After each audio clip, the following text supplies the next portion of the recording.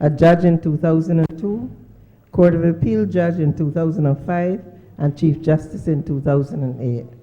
I now welcome Chief Justice Rawlins, who will be the moderator for this panel, to speak to you and organize his panel discussion. Thank you.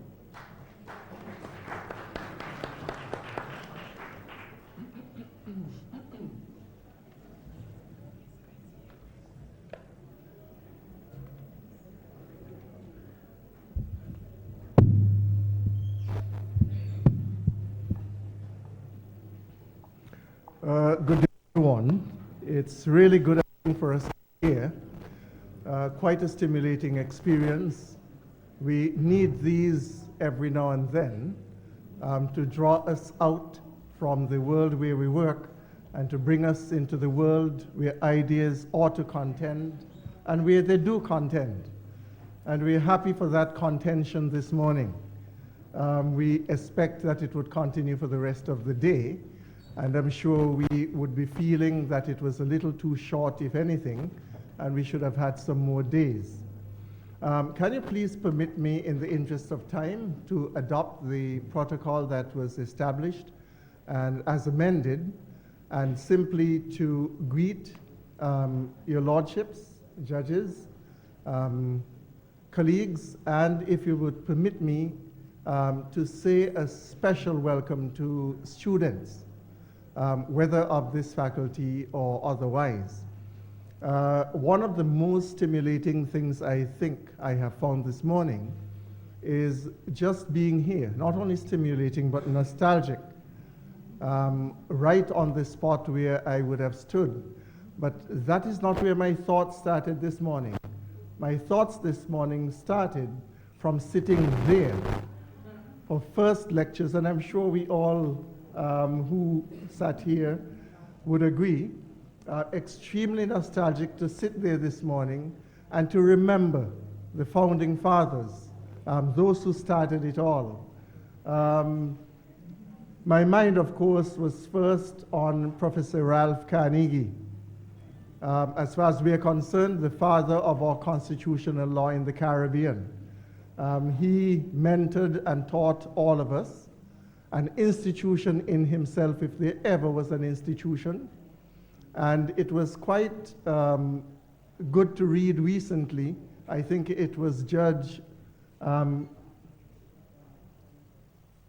Robinson, Professor Robinson's dad, who wrote an article in praise of him just after he died, in which he, I think, caught it very clearly and well. What constitutional law is, not only as it is taught in the Caribbean today, but even more so as it is adjudicated in our courts in the Caribbean, really owes almost everything of it to the teaching of Professor Carnegie. All of those, or most of us who are now members of judiciaries all over the Caribbean proper, are persons who sat at the feet of Professor Carnegie. Who could forget the very first morning in a lecture room with Professor Carnegie, when he came in, had nothing in his hands. He simply came in, and as soon as he got to the base of the steps, you better have your material ready to write, because he would simply walk in, walk across the floor, and his lecture started as soon as he started walking. The first lecture, I think, mesmerized all of us. And we didn't know where to begin and where to end, especially if you were in his contract class, and he started contract as mistake, indicating that you were responsible for learning all that went before that yourself, because that is not worth lecturing on. And it was a little intimidating for all of us, I think. But then I think we slowly found, as I found, that once you took verbatim the lecture notes, the lecture as he gave it from his mind, you did not even necessarily have to read the textbook, because it was more analytical than almost anything you could find anywhere. That was my first thought. The second thought was when I sat here and Chief Justice Gibson spoke, and remembering him right at this same podium, right in this lecture room, when we sat there, Dr. Anderson, myself, there was someone else, Dean Newton, when we sat here for his lectures. And then later, when I sat there for the lectures of then Dr. Anderson, among other persons, we were in the same class before. And then when I did postgrad, I had the pleasure of having him and Professor Carnegie actually assisting me with my thesis. You would have understood if you had looked closely, and you might have seen just a trace of tear. It would have been not in sadness, but in absolute nostalgia that I'm able at this stage, so many years later, to sit in the same room with some of the same persons, some in thought and some actually present, to have discussions which are as stimulating as those days when it started.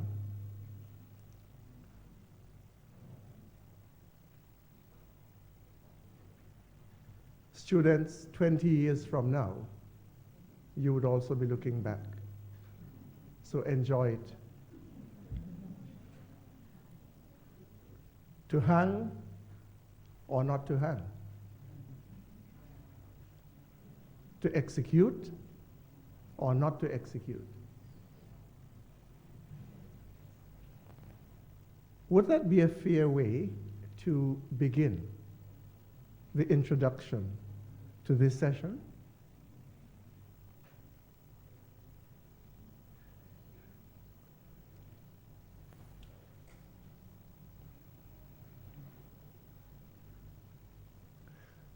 Do we follow the laws of conventions which bestow fundamental human rights?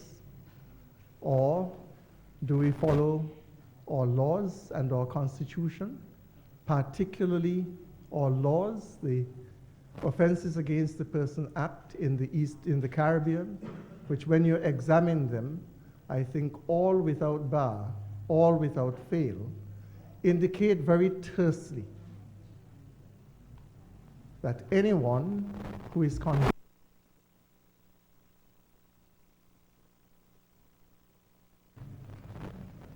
very terse statement. We know where we are as far as that is concerned from the Privy Council decisions we have had. We also know where we are in relation to the contention between the constitutional interpretations on the one hand and the convention interpretations on the other.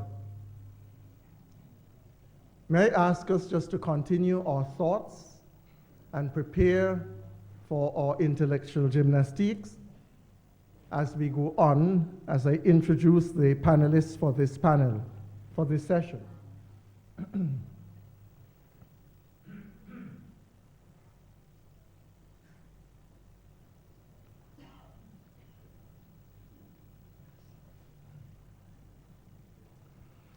What I shall do is to introduce each panelist now, so that I don't have to rise again to come to the podium before they have completed their presentations.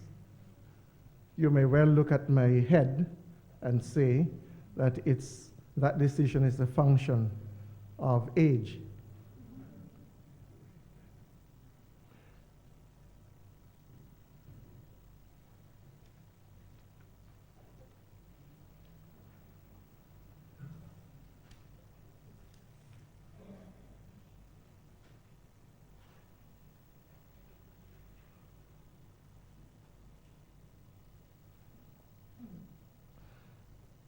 We have first, as our presenter, presenting on global and regional trends towards the abolition of the death penalty, under international law. Professor Kaczorowska. Thank you, and accept my apology. She is a member of the academic staff of the Faculty of Law here. Her areas of specialty: European law, Caribbean competition law, private international law, international human rights law. And this is one of her areas of interest. And so we look forward to her presentation this morning. We would then have the presentation on the death penalty in the Caribbean by Ms. Tracy Robinson, lecturer in law, senior lecturer in law in the Faculty of Law. Up until recently, she lectured for most of her tenure at the Faculty of Law of the University of the West Indies here in Barbados. She recently shifted her center of gravity and endeavor to the Mona campus of the University of the West Indies. And her areas of specialty are family law, gender and the law, human rights, and constitutional law. We will then have Dr. David Berry. He is also senior lecturer in the Faculty of Law, and the areas of his specialty are Caribbean integration law, international law. Dr. Berry has worked on a number of cases from Barbados, which were heard by the Inter-American Commission on Human Rights.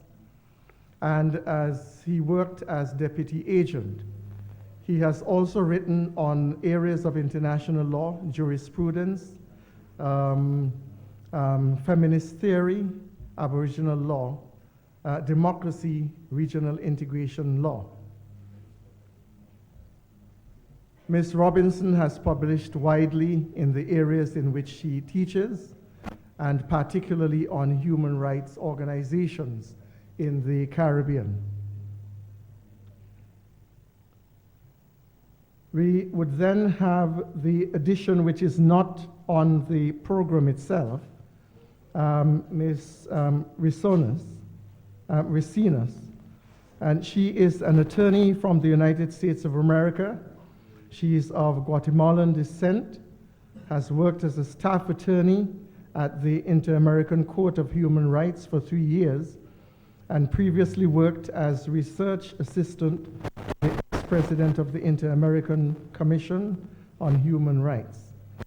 We welcome these presenters. We will listen carefully to their presentations. We'll ask them just to flow one after the other. However, of our time constraints.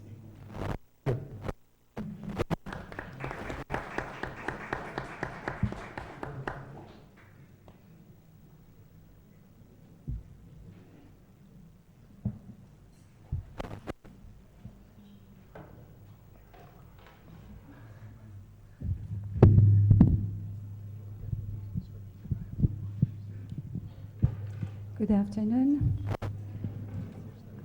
My presentation is entitled "The Movement to Abolish the Death Penalty from an Exception to Abolition."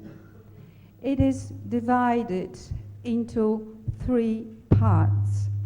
In part 1, I briefly examine the main factors which have contributed to the global trend towards the abolition of the death penalty.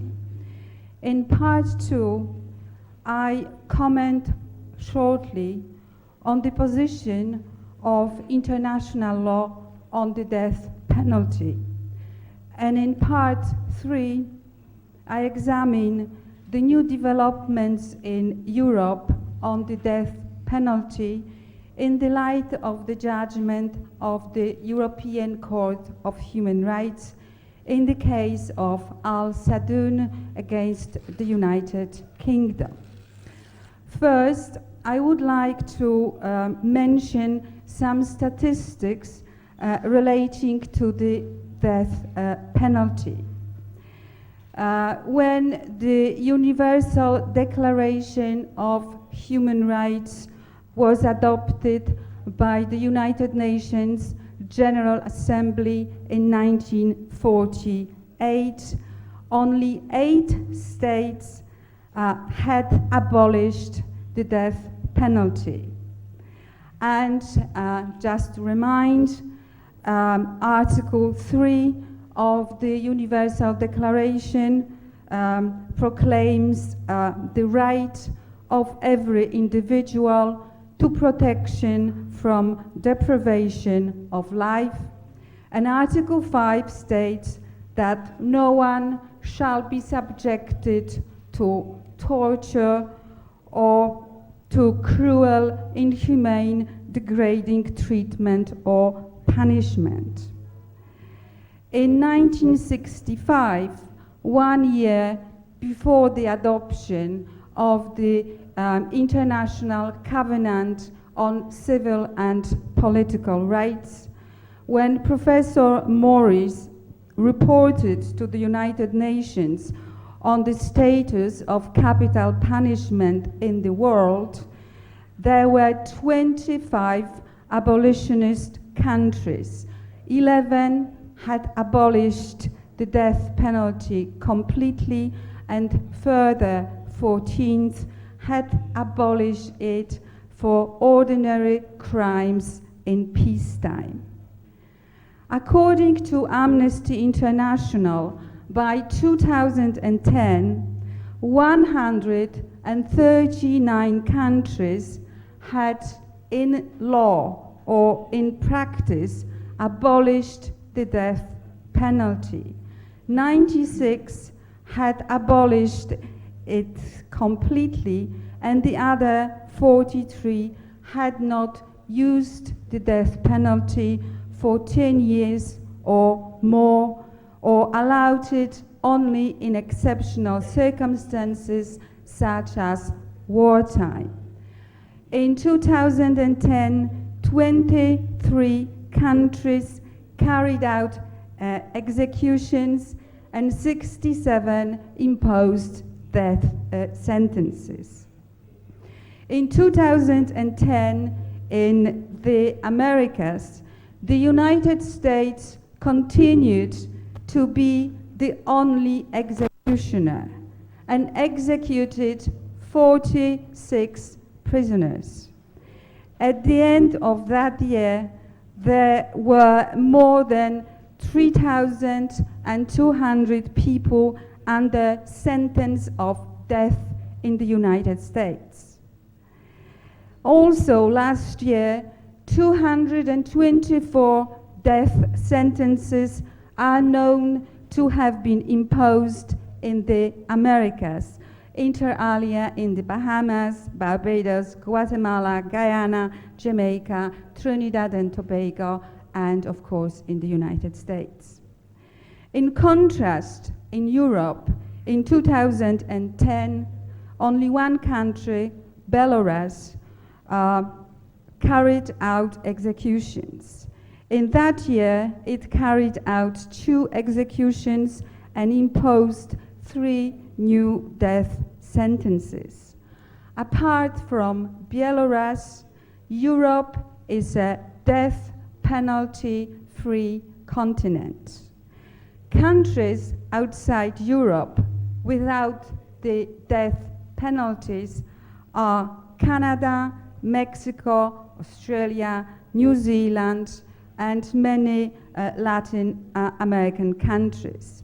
Russia issued a moratorium on executions, which has been in place since 1999.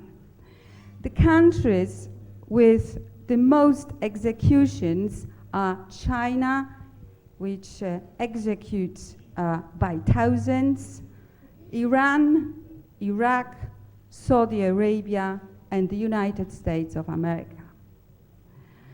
The global trend towards the universal abolition of the death penalty is evidenced by support of United Nations members for a moratorium on the use of the death penalty with a view to its abolition. In December 2007, the United Nations General Assembly adopted a landmark resolution, that was Resolution 62/146, which called for a moratorium and reaffirmed the United Nations commitment towards the abolition of the death penalty. The resolution was adopted with 104 states in favor, 54 states against, and 29 abstentions. In 2008 and 2010, the United Nations General Assembly adopted second and third resolutions reaffirming the call for a moratorium. In both years, the number of those voting in favor increased and those voting against decreased, with the result that over a period of 3 years, no fewer than 13 countries changed their position from voting against a moratorium to voting in favor or abstaining. This momentum towards abolition can in many ways be seen as influenced by, first, the growing body of international and regional treaties, secondly, a better understanding of the arbitrary and discriminatory nature of the death penalty, thirdly, evidence-based studies indicated that the death penalty does not have a deterrent effect. And another factor is that in those regions where the death penalty still has a firm hold, coalitions and local civil groups fighting the death penalty, against the death penalty, are emerging and raising their profile. This includes the Anti-Death Penalty Asia Network in Asia and the Pacific region, the National Coalition to Abolish the Death Penalty in the United States, the Arab Coalition Against the Death Penalty in North Africa, and the World Coalition Against the Death Penalty at the international level. Although several factors have influenced the expansion of number of countries that have committed themselves to the abolition of the death penalty, none was so vital as the political influence and pressure exercised by European organizations, the Council of Europe and the European Union. Those of you who are not familiar with the Council of Europe, I would like to shortly state the purposes of the Council of Europe.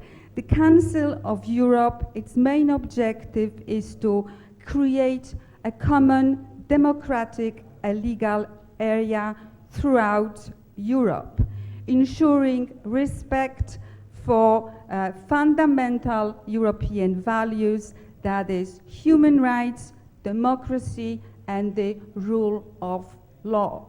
The membership of the Council of Europe is limited to European states, and currently 47 out of 50 states in Europe are members of the Council of Europe. The European Union is a separate organization. Currently, it has 28 member states.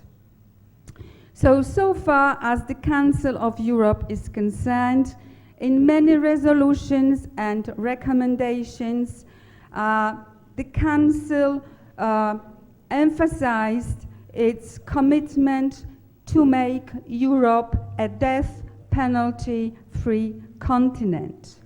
The Parliamentary Assembly of the Council of Europe, in its resolution 1047, stated, "The death penalty has no legitimate place in the penal systems of modern civilized societies, and thus its application may well be compared with torture as be seen as inhumane and degrading punishment within the meaning of Article 3 of the European Convention on Human Rights, which was elaborated and prepared under the auspices of the Council of Europe."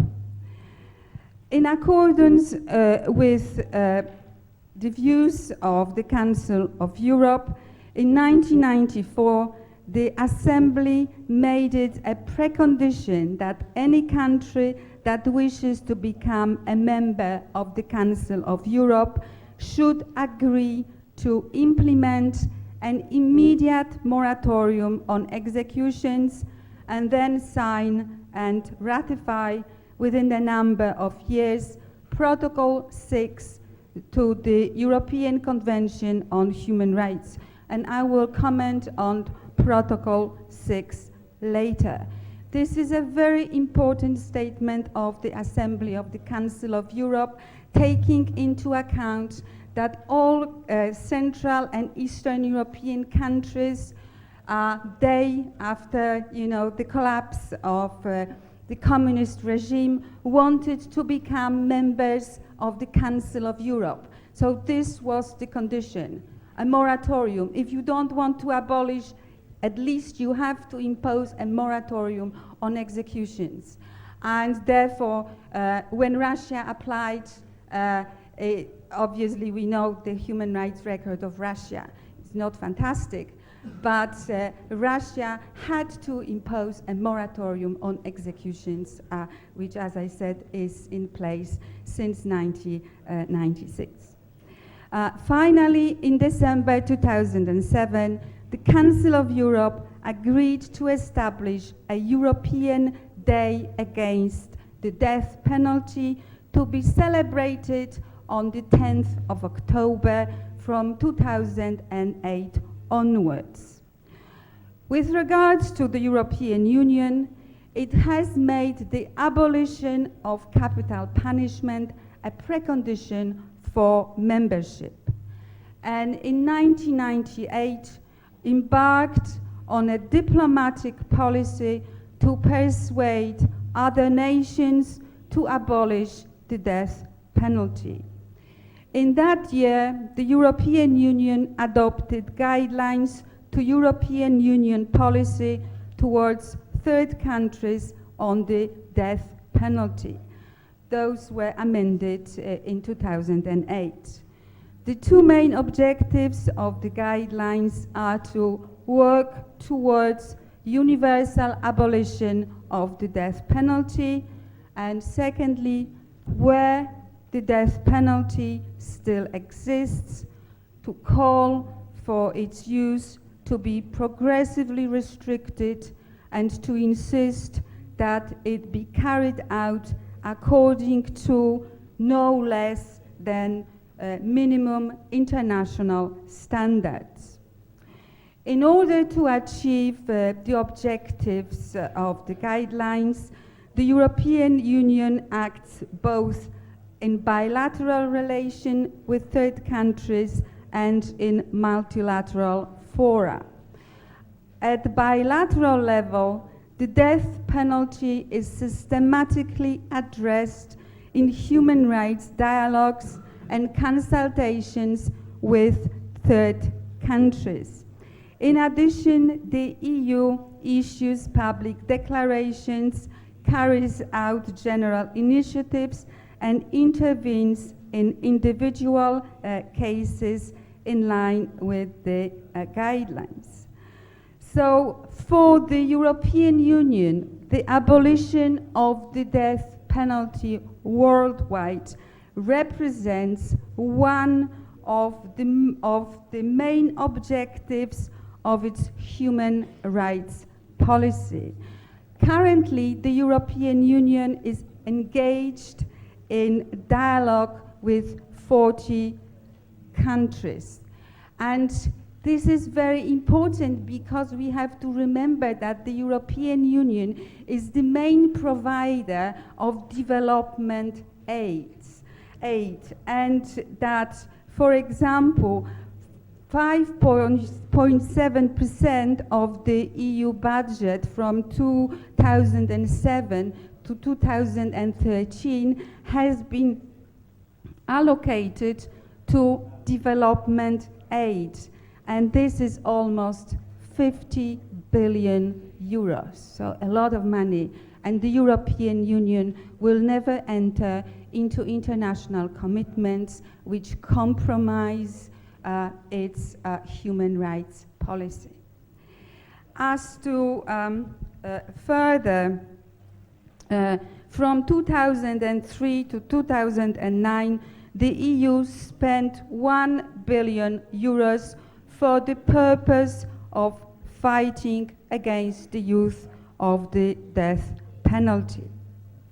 Additionally, the Charter of Fundamental Rights of the EU, which is a binding document with the entry into force of the newest EU treaty, that is the Treaty of Lisbon, on the 1st of December 2009. This Charter of Fundamental Rights in the EU has the same legal value as EU treaties. And Article 2, Paragraph 2 of the Charter states, "No one shall be condemned to the death penalty or executed." And Article 19, Paragraph 2 of the Charter states that no one may be removed, expelled, or extradited to a state where there is a serious risk that he or she would be subjected to the death penalty, torture, or other inhumane or degrading treatment or punishment. And this is of vital importance to asylum seekers, to refugees, and to those who have no rights to reside lawfully within the EU. The second part of my lecture, of my contribution, is on the position of international law on the death penalty. And in this respect, international law does not expressly prohibit the death penalty. However, it does provide for its abolition and sets out restrictions and prohibitions for certain categories of persons and situations. The main international standard in relation to the death penalty can be found in the International Covenant on Civil and Political Rights, ICCPR, which states in Article 6 that right to life is inherent to every human being. Article 6 of the Covenant states that no one shall be arbitrarily deprived of his life, and that in countries which have not abolished the death penalty, the sentence of death may be imposed only for the most serious crimes in accordance with the law in force at the time of the commission of the crime, can only be carried out pursuant to a final judgment rendered by a competent court, and shall not be imposed on pregnant women or on persons who were under the age of 18 at the time of crime. Further, Article 7 states that no one shall be subjected to torture or to cruel, inhumane, or degrading treatment of or punishment. The ICCPR was adopted in 1966 and came into effect in 1976. Currently, it is in force in 167 out of 196 existing states. It was, however, in 1971 and again in 1977 that the United Nations took the first step towards declaring abolition of the death penalty as a universal goal when it called for the progressive restriction on the number of offenses for which the death penalty might be imposed with a view to its abolition. The call for abolition was answered by European politicians. Towards the end of 1970s, the Committee of Ministers of the Council of Europe was invited by the Parliamentary Assembly of the Council to consider the issue of capital punishment as inhumane. In December 1982, Protocol 6 to the European Convention on Human Rights was adopted. It provides for the abolition of the death penalty in peacetime. However, its Article 2 allows a state to make provisions in its law for the death penalty in time of war or of an imminent threat to war. And this kind of limitations was then copied in other international treaties. For example, in 1989, the United Nations General Assembly adopted the second optional protocol to the ICCPR, and its content is very similar to Protocol 6. Same in this region, in 1990, the General Assembly of the Organization of American States adopted a protocol to the Inter-American Convention on Human Rights to abolish the death penalty. And 11 states out of 24 parties to the American Convention have ratified Protocol 2. None of those instruments fully endorses the complete abolition of the death penalty. However, in 1994, the Parliamentary Assembly of the Council of Europe recommended a further protocol to the European Convention to provide for the complete abolition of the death penalty with no possibility of reservation being entered for its retention in any circumstances. And to this effect, the Committee of Ministers adopted Protocol 13 to the European Convention in 2002. Currently, 42 European states, members of the Council of Europe, have ratified the Protocol 13. There are also 3 signatures to it. And finally, the statutes of the International Criminal Court, the International Tribunal for the former Yugoslavia, and the International Tribunal for Rwanda contain no provision for the death penalty, notwithstanding the fact that they were set up to deal with mass violations of human rights, including genocide. In my last part, obviously, sorry, I have no time to give you more details. I would like very shortly examine new developments on the death penalty in Europe. And these new developments are contained in the judgment of the European Court of Human Rights in case Al Sadoun against the United Kingdom. The judgment was delivered on the 2nd of March 2010. In this judgment, for the first time, a human rights court found that the death penalty in whatever form is wholly inconsistent with human rights standards and shall not be tolerated in any circumstances.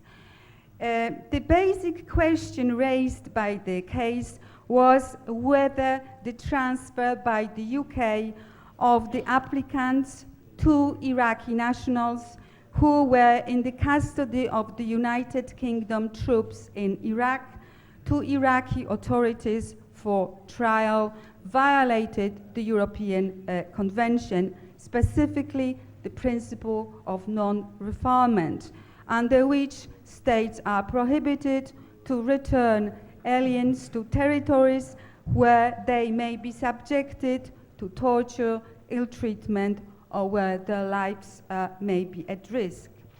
This principle was established by the European Court of Justice, by the European Court of Human Rights in the famous case of Soring against the United Kingdom. It is important to emphasize that Article 2, paragraph of the European Convention states that everyone's right to life shall be protected by law. No one shall be deprived of his life intentionally, save in the execution of a sentence of a court following his conviction of a crime for which this penalty is provided by law, and Article 3 prohibits torture and other forms of ill treatment. In the Sadoun case, the European Court of Human Rights stated that Protocol 13, taking into account the number of ratification and signature, combined with the consistent state practice in observing the moratorium on capital punishment, constituted definitive proof of member states' collective will to abolish the death penalty. Accordingly, the court found that Article 2 had in effect been modified and that now it prohibits the death penalty in all circumstances. As a result of this founding, the European Court of Human Rights was free to evaluate the death penalty according to the standard set out in Article 3 of the Convention. And the court concluded, the applicant's well-founded fear of being executed by the Iraqi authorities during the period May 2006 to July 2009 must have given rise to a significant degree of mental suffering, and that to subject them to such suffering constituted inhumane treatment within the meaning of Article 3 of the Convention. Therefore, the fear of the death penalty constituted a breach of Article 3. So in this judgment, the European Court of Human Rights effectively amended the European Convention. So to conclude, I would like just to say that in less than 50 years, the number of states in which the death penalty has been abolished has moved from a tiny minority to a huge majority. States which do execute do so in increasing isolation. Thank you very much.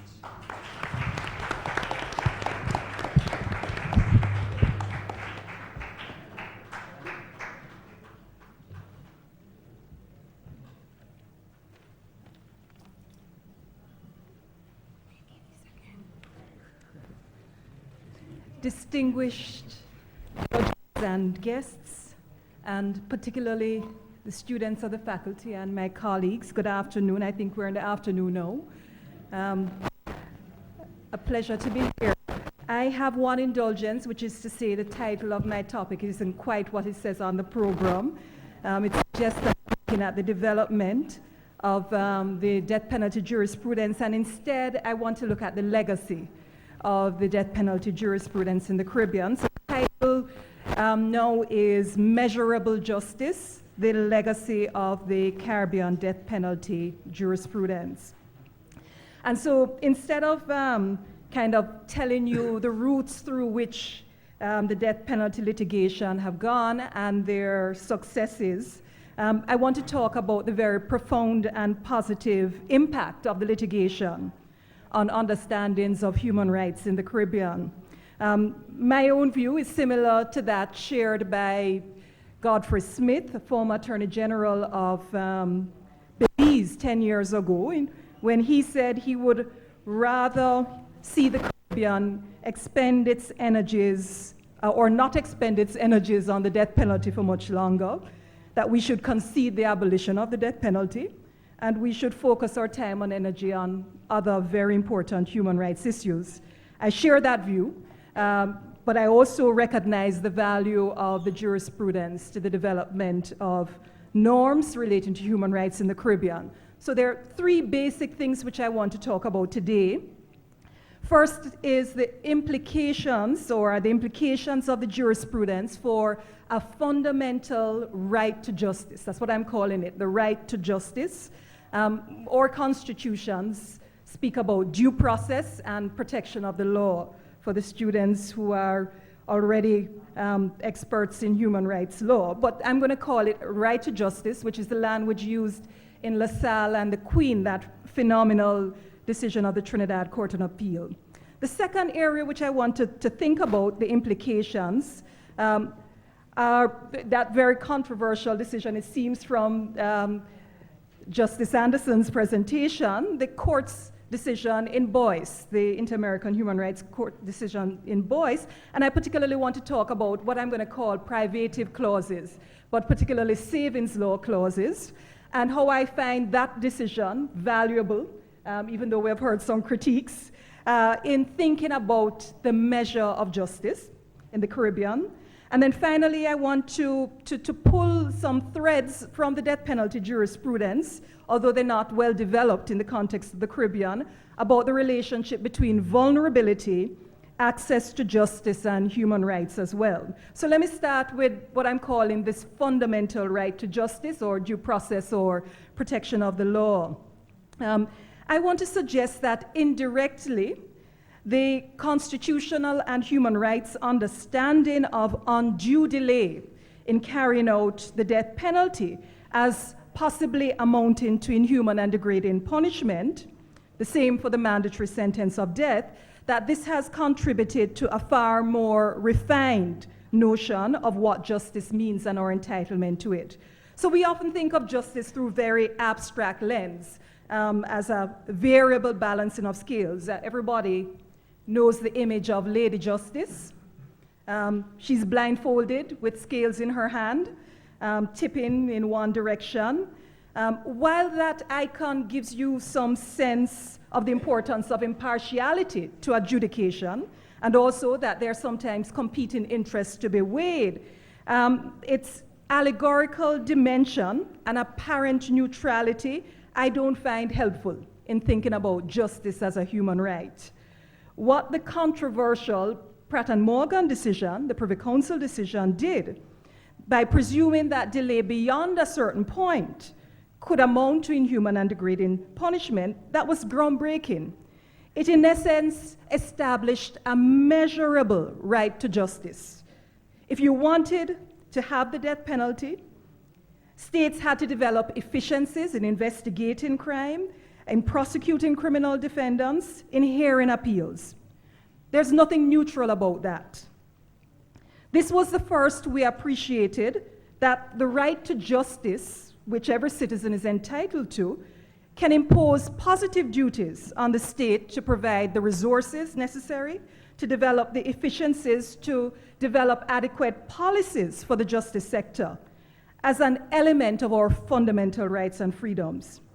So today we have an even finer and more refined notion and a more expansive notion of a measurable justice. Think of the principle of due diligence developed by the Inter-American Court in the Velazquez-Rodriguez and Honduras case, which has been developed much further since then in a number of different areas. The claim is that even though the violation cannot be directly imputed to the state, take domestic violence for instance, the state still has a duty to exercise due diligence to prevent, to investigate, to punish any violations by third parties. This due diligence standard qualifies and quantifies justice. It concretizes what justice means. It disavows neutrality. It's not enough to just have a legal system, to have judges, to have police officers. The guarantee of a right to justice must be more than notional, it must be effective. This is a preeminent lesson from Pratt and Morgan, not one which has been entirely ignored by Caribbean judges in respect of persons other than death penalty litigants. In a 1990 decision from the Trinidad and Tobago Court of Appeal, Kareem and the Attorney General, the Court of Appeal ruled that the failure of the police in Trinidad to identify and arrest the person who killed the father and the husband of the applicants while he was in their custody, and the person was known to them, that amounted to a breach of the right to the protection of the law. And I can think of some of the important litigation which Jamaicans for Justice has done as well. But here the courts made it clear that there was a constitutional right to the protection of the law, and it included a duty on the state to properly investigate a known murder which took place in their presence, and to allow the persons to seek compensation in respect of the wrong which had been committed. But also I think of the decision of then Justice Barrow in Francois and the Attorney General, a St. Lucian High Court case, where he applied the logic of Velazquez-Rodriguez. Even though he didn't mention the case, he might not have known it. He concluded, as some of you know, that the state must do everything it can. It has a positive duty to ensure that private citizens don't infringe the rights of others, and this includes the enactment of appropriate protective legislation like domestic violence laws. So the attorney, Martinez Francois, may have been taken by surprise because he was arguing that the St. Lucia Domestic Violence Act was unconstitutional. And the judge in turn told him, on the contrary, the legislation was constitutionally required to protect the life, liberty, security of the person and the right to the protection of the law of women in St. Lucia. Very similar language can be found in a range of cases in the Inter-American human rights system. I think of the recent Cotton Fields decision of the court, and also the Commission's recent decision in the Jessica Lenahan case. In some, the death penalty cases have helped to inaugurate, in my view, an expansive understanding of the right to justice as measurable and concrete and enjoyed by all citizens, not just death penalty litigants. So quickly, let me move secondly to privative clauses. I want to question or to think about measurable justice in the context of savings law clauses in the Caribbean. Privative clauses, it's the old phrase which Justice Rawlings would know well, I'd like us to go back to it, are ones which take away or neutralize or nullify the very fundamental rights which were guaranteed. Were it not for the savings law clause in the Barbados Constitution, in the Trinidad and Tobago Constitution, the mandatory death penalty would have been declared to be inhuman and degrading punishment. And this is quite plain from the Boyce case and the Matthews case in the Privy Council in 2004.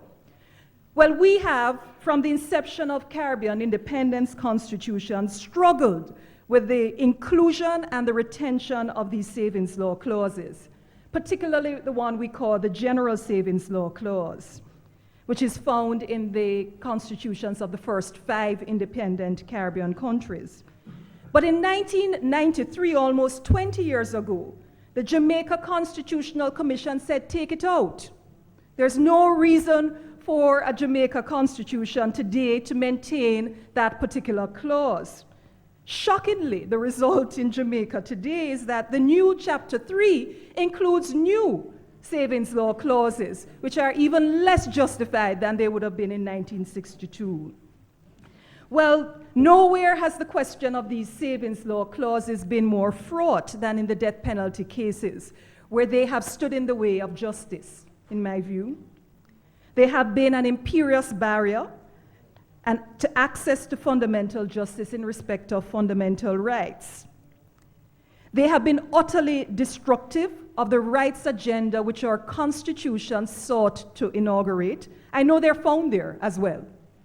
But they undermine the very goals of the constitutional project. And the cost is catastrophic.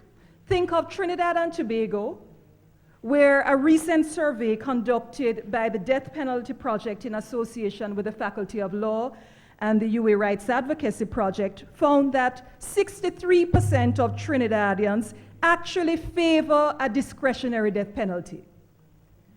Well, what is standing in the way of a discretionary death penalty? Well, maybe some parliamentarians, but also fundamentally the Savings Law Clause. That result has been achieved through litigation in all the other Caribbean countries, except Barbados, where it is also an impediment.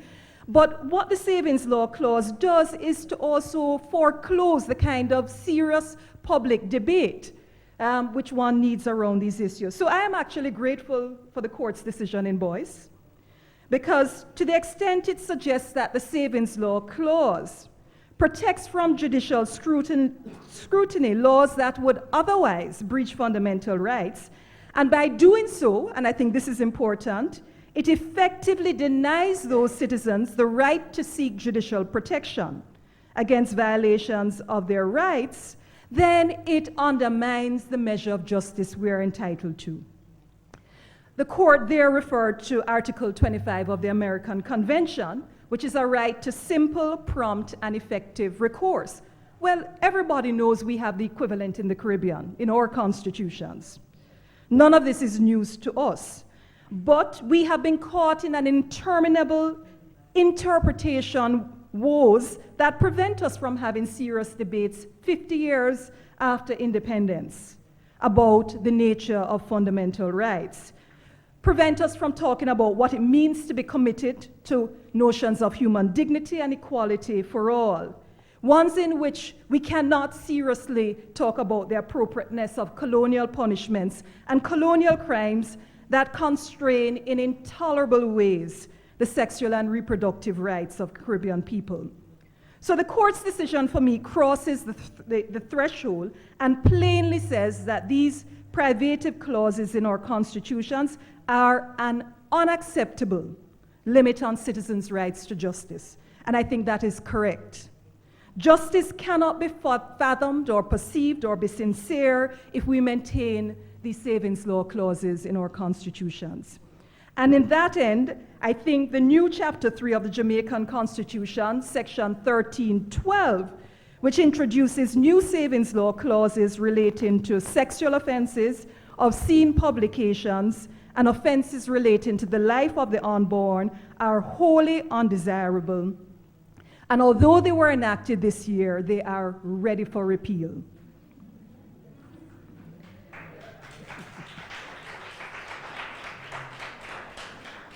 What the death penalty jurisprudence of the Interamericano Court is to put this on the table for us again, particularly in Barbados. This must be on the legislative agenda of Caribbean countries. All of these clauses must now be repealed. If justice is a human right, it's meant to be real, and these savings law clauses undercut the promise and prospects of justice. So my final third area in which I think the death penalty jurisprudence has had a profound impact is one in which there is still under development, but it's about how vulnerability, human and social vulnerability, should function as a lever for protecting rights and determining the measure of justice. I'm not sure it's a source of pride, but nevertheless important, that in the Caribbean, juveniles are not sentenced to death, and importantly, they cannot be anymore held at the pleasure of the head of state as an alternative. It was the former Chief Justice of Barbados, Sir David Simmons, who explained in explaining the latter shift in Barbados, made reference to the rights of children and our commitments under the Convention of the Rights of Children, the CRC. I think that is an important move forward in understanding how the content of the law is connected to questions of the rights of children and children's rights and vulnerability. But also, I also point to one of the first cases received by an international human rights tribunal, in this case, the Interamericano Court, in which domestic violence was raised as a human rights concern. It was brought by a woman on death row in Trinidad and Tobago. Her name, some of you know, Indravani Ramjatan. She had been convicted of murder for killing her common law husband after years of the most severe violence at his hands. Ultimately, her sentence was commuted to life for manslaughter by reason of diminished responsibility. Some of you know of the evidence, which one might call a battered woman syndrome, which was ultimately adduced as fresh evidence. Well, we know that the death penalty, and we certainly know this from the research by the Death Penalty Project, again in collaboration with UWI, of Professor Hood and Florence Simongal, that the death penalty is not just rare, but as Alina mentioned, arbitrary. And sometimes it is social vulnerability. As we see profoundly in the debates around the death penalty recently in the US with the last execution, it's social vulnerability that often makes one more likely to face it. When you have intersections of discrimination and vulnerability, the rights of some become even more acute and attenuated. These might be rural women, poor children, indigenous peoples. They need more urgent and demand more special attention and care. Measurable justice as a human right requires state actors to be attentive in material terms, not notionally or hypothetically, to the acute vulnerability some face, particularly when discrimination and disadvantage is compounded or intersects. Think of the facilities for child victims of sex crimes who must give evidence before our courts.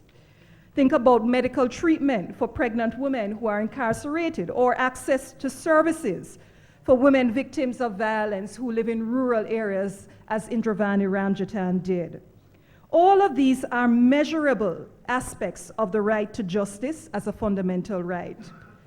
Equal respect and regard requires, at times, positive action and specific responses to countermand entrenched vulnerability. This is another important legacy of the death penalty jurisprudence. As significant as the contribution of the death penalty litigation and jurisprudence has been, I join Godfrey Smith's call for us to rethink retention, to put our legal attention and energy on the multitude of human rights concerns which still face Caribbean people. There is no blindfolded justice for me. Justice must see our circumstances, it must see our vulnerabilities, it must see our needs. It must be measurable, it must be concrete, and it must be effective. Thank you very much.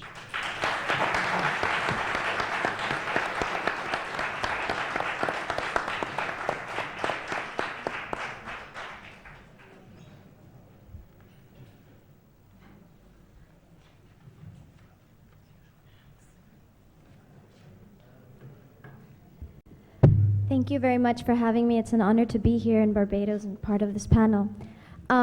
Because it will be a joint lecture, and because of the short amount of time that we have, I'll be talking about 4 different categories.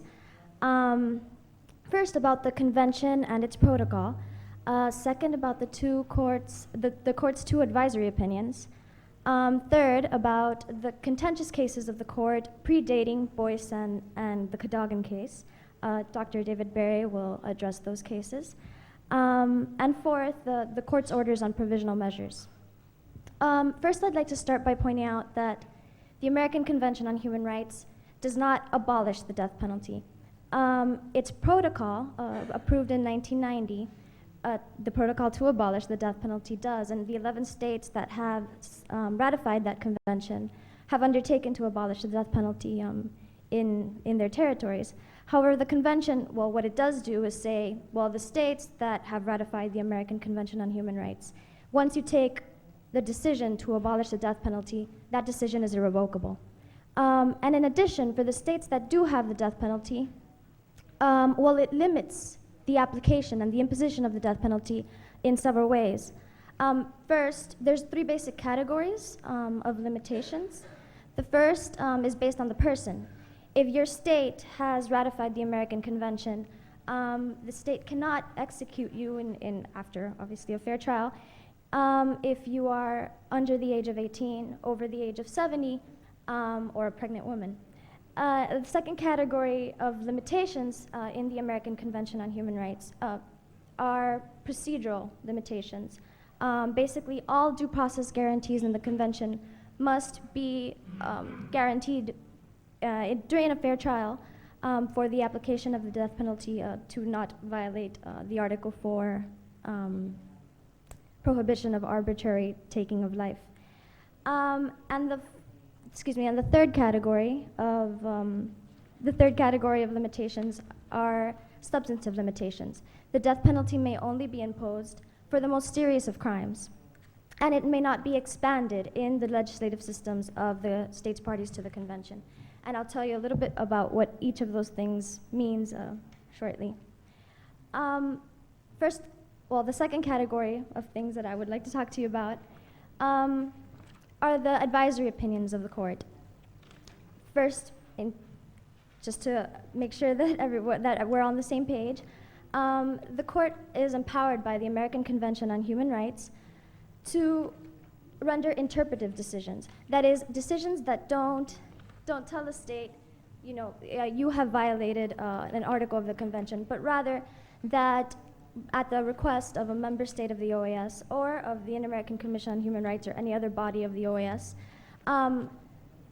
state whether a certain practice or a law is compatible with the convention. The first of these interpretive decisions was a 1983 case on restrictions to the death penalty.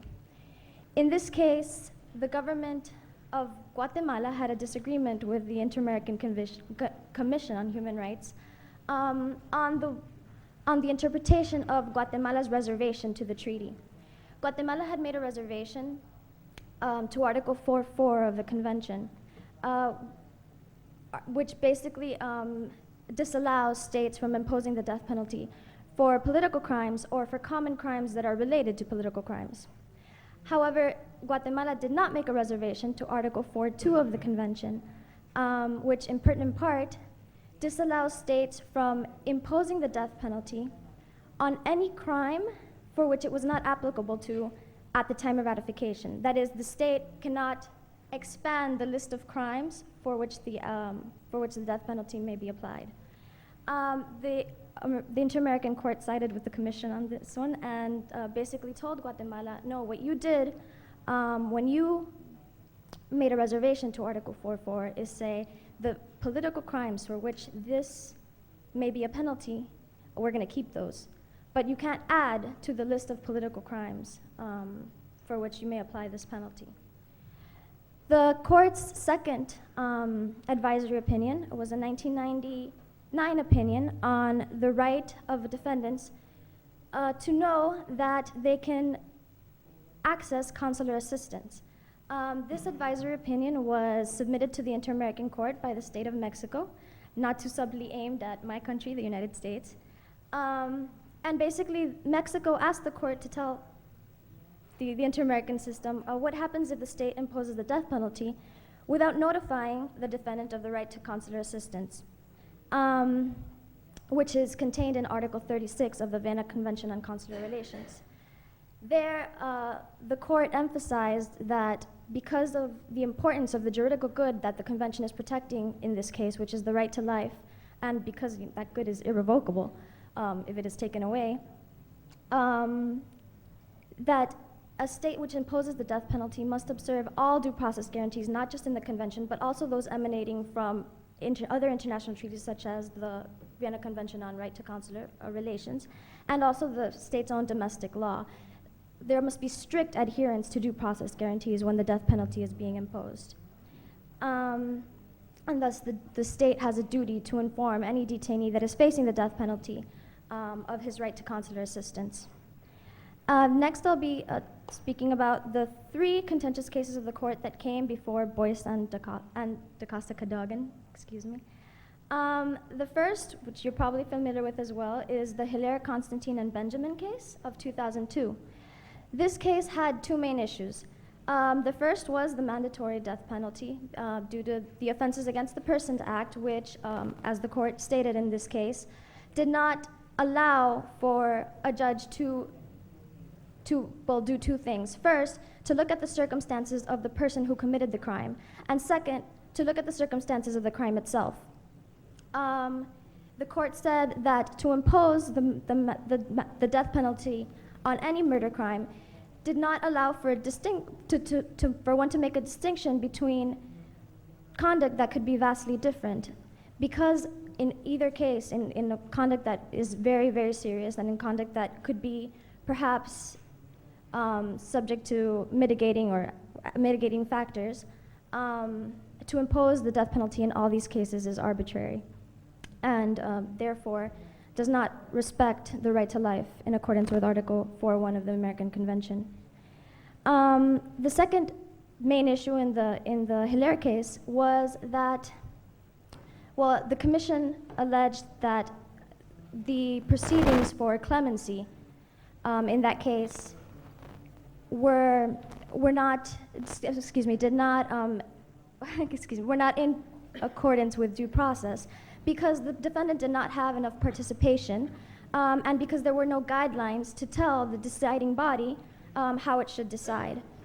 Well, the court in that case said that because, again, of the importance of what we're protecting, life, and the irrevocability of a decision to take away life, amnesty proceedings must observe all due process guarantees that are contained in the American Convention on Human Rights in Article 8. Which means they must be transparent, they must be impartial, and they must have the participation of the defendant. The second case that I would like to talk to you about, and the third, they're both Guatemalan cases. There were 2005 cases. The first is Fermín Ramírez against Guatemala, and in this case, the defendant, throughout his entire proceedings, was being tried for aggravated rape.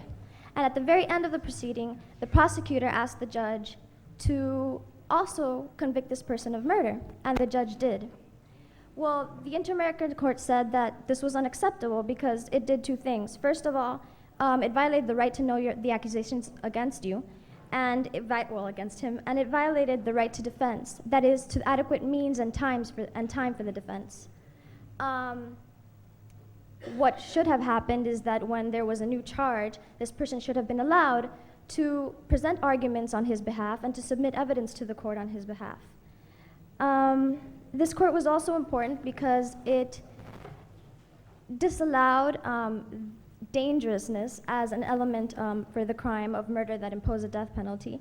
The court said that to include an element such as dangerousness, which would be highly subjective and didn't clearly allow a person to understand what crimes could be punishable and what crimes were not punishable, that is, that it adhered to the principle of legality, this element was not acceptable as an element of this crime. Finally, and this case was also important because in Guatemala, there was a decree law that empowered the executive to decide requests for amnesties, pardons, clemency. However, because of a constitutional reform that basically placed the administration of justice solely in the judicial branch, the executive was left without the power to grant these sorts of clemency, pardons, and amnesties. The Inter-American Court said in this case and in the Raxcaco case that I will briefly mention, that this was unacceptable because Article 4.6 of the Convention enshrines the rights of defendants to seek amnesties and pardons and commutations of sentences. In the Raxcaco case, the Raxcaco-Reyes case, also against Guatemala, here the problem starts with a law. when the convention was ratified by Guatemala, the death penalty could be imposed for kidnappings that were followed by a loss of life. However, due to several reforms, once the convention had been ratified, Guatemala then imposed the death penalty for a simple killing that was not followed by a loss of life. The defendant in this case committed, a simple kidnapping. I don't know if I the defendant in this case committed a kidnapping that was not followed by loss of life. The person was eventually recovered, and the death penalty was imposed. Well, the state's argument in this case was that because this was still a kidnapping, and at the time of ratification, there was a death penalty available for kidnapping, the list of crimes for which the death penalty could be imposed had not expanded. Well, the court said, you can't take a different set of circumstances and a different set of behaviors, call it the same thing, and say that you're not expanding the list of crimes for which the death penalty may be imposed. Well, that's on one. Another important point on that case is that the court said outright that simple kidnapping is not one of the most serious crimes. Under Article 4.2 of the Convention, the death penalty is limited to only the most serious of crimes, and the court said outright that simple kidnapping should not be included among those crimes. It did, of course, recognize the complexity in deciding what is a serious crime and what is a most serious crime, but it said that this would not be. In doing so, it mentioned the UN Human Rights Committee statement that the death penalty should not be imposed for any crime that does not involve a loss of life. However, it didn't outright state that it would adopt the standard. It remains to be seen in another case, perhaps involving a defendant, something like a heinous torture, whether the court would expressly adopt that standard. The court in this case also looked at prison conditions while a defendant is on death row. In that case, the defendant was subjected to a very small cell, unsanitary conditions. In addition, the court mentioned the European Court of Human Rights' jurisprudence that looked at the not only to the conditions of detention, but also the length of time that a person remained on death row and the personal circumstances of the defendant, that is, whether he was ill or sick or, that's the same thing, or older, things like that. Again, the court didn't expressly state that it was adopting those standards, but it did mention the European Court of Human Rights' standards. The fourth and final category of jurisprudence that the court has issued are orders on provisional measures. You heard of precautionary measures earlier. Well, the court is empowered by the American Convention on Human Rights in cases that are extremely grave and urgent and that may lead to irreparable harm. The court can order states to take provisional measures to prevent that harm. In all of its death penalty cases, the court has issued provisional measures to ensure that the person who is in question is not executed by the state before a decision is handed down. Provisional measures have two aspects. One, they are protective in that they are protecting human goods, in this case life. And the second aspect is that they are preventive in that they're trying to protect the object of the litigation. If the court hands down a judgment that says you can't execute someone, but that person has already been executed, clearly the judgment is rendered useless. So in all of these cases, the court has ordered the state to refrain from executing until the organs of the Inter-American system have handed down a decision. There are currently provisional measures in a very interesting case in which Peru was asked not to extradite a Chinese citizen. China asked Peru to extradite this person who has been accused of smuggling, among other crimes. And this person went to the commission and said, if you send me, I may die because in China, the death penalty may be imposed for smuggling. The court issued provisional measures, even though this is the case that has not come before the court, but is before the commission. has pressed the Commission on the urgency of this case and has made the provisional measures to be enforced until December of this year, and we have yet to see. The state of Peru did give the court information that the laws in China had changed, but due to a lack of evidence, the court decided to continue the provisional measures in force until the end of this year, and we have yet to see what will come of that. That will be all for me now. I'll hand the microphone to Dr. Berry, who will talk to you about the Boyce and Kadang case, among other things. Thank you very much.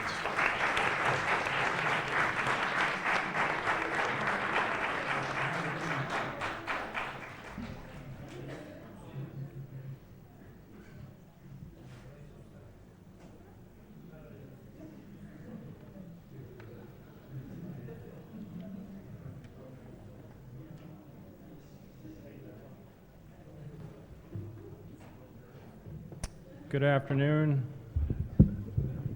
Let me apologize and extend the usual courtesies and warmly greet all of our distinguished guests. I'd like to say that I speak today, and I have to formally say this, I speak in a personal capacity, so what follows is my personal views. And let me start off, firstly, I'm showing you PowerPoints, or trying to show you PowerPoints, because I know it's close to lunch, and most of your stomachs are growling and you need something to distract you. So I hope that the pretty thematic colors will distract you. And let me also say that I don't have a watch, so I would ask our chair to really rein me in for time.